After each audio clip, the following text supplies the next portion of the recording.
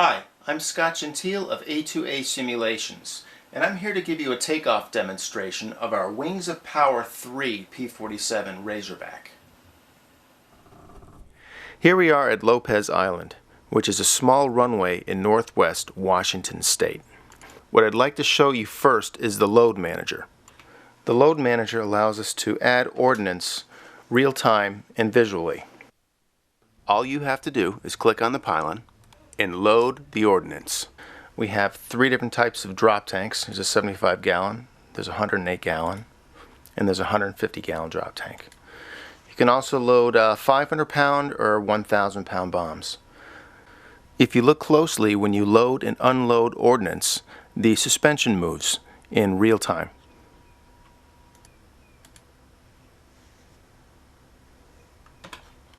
Okay, so other things we can load ammunition, we can load rockets, and also ordnance on the belly. There's a nice big 150 gallon drop tank. This drop tank, by the way, creates a lot of drag. We've redone the whole drag system for this model, so when you load up on these ordnance, you really feel a tremendous difference in the way this aircraft flies. You can load up ADI fluid, load up oxygen, and also your forward and your rear auxiliary tank with fuel. But for now, we are just going to we'll just put a drop tank on here, a single 75 gallon drop tank. Alright, back to the cockpit. With Accu-Sim, we have recorded a whole new library of sounds. We have over 200 sounds actually that we have for the P-47 alone. It sounds like a lot, it is a lot, but what we did is these are real recordings of the P-47 cockpit. Like for example here, you can hear the mag switch. I mean, this is a real mag switch, and they're actually, to create that mag switch correctly, there are four different sound sources to get that.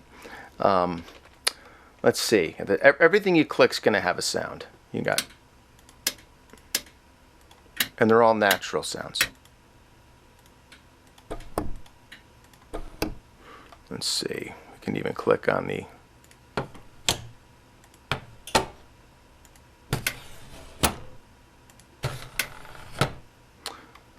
radio.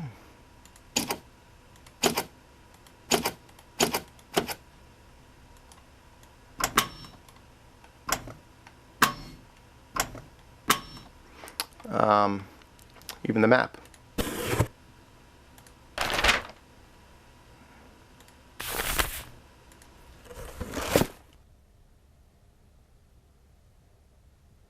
We have the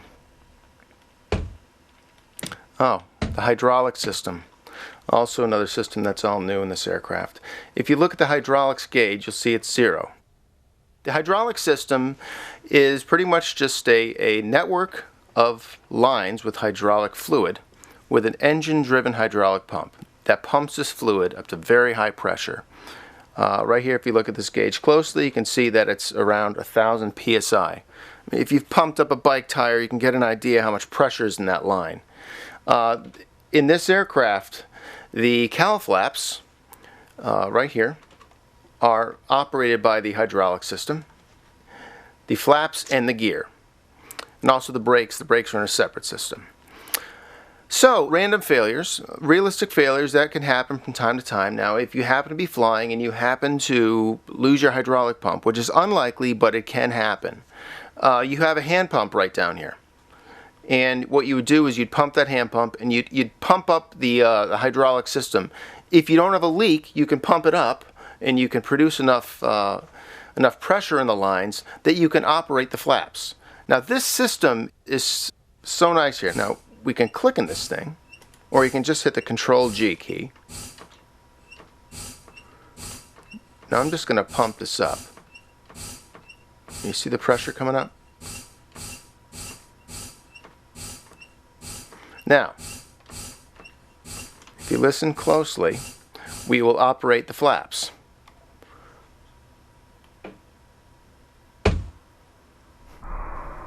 There's a slight sound. Flaps are lowering.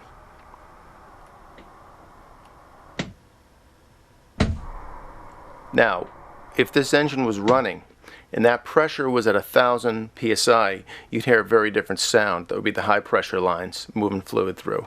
Also the same thing with the cowl flaps. You pull the cowl flap out. I mean, it's coming out so slowly. But what we'll do is when we start the engine, I'll show you how this works. Here we go. It's nice when you click a switch, you get that audio feedback that gives you confirmation that the switch is clicked, because in real life your finger would be in that switch and you would feel it go click. Okay, now we don't have that right now. In a simulation we have a mouse, so the sound system really just adds a tremendous amount of immersion. We can let's see here, that's the parking brake. Okay, alright, back to the cockpit. We have a nice flight checklist that has everything you need while you're in the air. But the takeoff checklist has a flight test in there. What we've done is we've flight tested the aircraft in FSX. These are actual numbers that came out of FSX, which do correspond to the real model. That's what we test.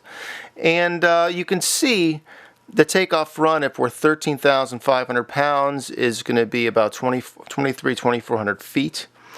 And the over 50-foot obstacle is almost 3,000 feet. Now I like this runway because it's just under 3,000 feet. We've got trees at the end, so it's always a challenge. Clearly, if we loaded this aircraft to its max weight, gross weight here, we would not get off in this runway. We wouldn't have a prayer.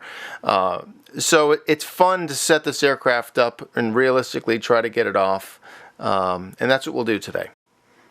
Okay, so I put the tail wheel lock on. Let's prepare this for engine starting. We would click our battery switch on. We want to make sure that we have fuel. That's set to main. Let's see. All right.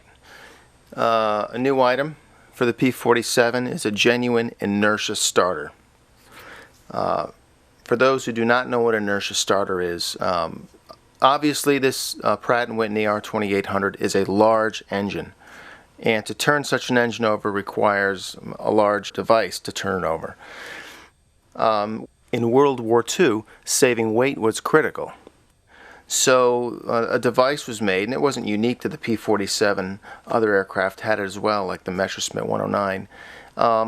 There's a wheel inside the aircraft that spins.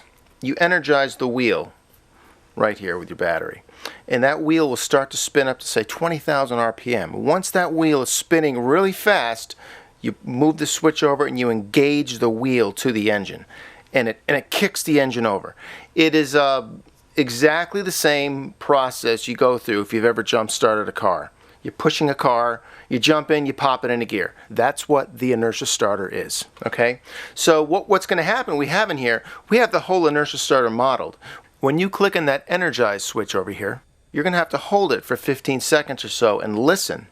And you'll hear that wheel start to spin up. On top of this, the battery is also custom. It is a genuine battery. It's not the one that runs out too fast in FSX. It's a genuine battery. We extended the life to make it realistic. But this inertia starter, if you sit there and start winding that wheel up and you miss a couple starts, you're going to notice maybe in the fourth try, that wheel will start to wind up a little slower. And that's because your battery is starting to lose some of its ability to put out amps. So anyway.